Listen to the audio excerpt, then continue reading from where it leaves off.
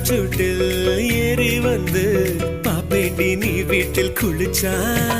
பாக்கும் ரெண்டு கண்ணும் காலி நீ சொன்ன வார்த்தை தான் பலிச்சா ஊராய பிரிச்சு குத்தி பேண்டி உன்னை எலுமிச்சம் போல உரி பேண்டி கைகால சேர்த்து முறிப்பேண்டா சத்து கடன் வாங்கியாச்சும் அடிப்பேண்டா மூடித்தான் வைக்காதடி என் மூடத்தான் கொல்லாதடி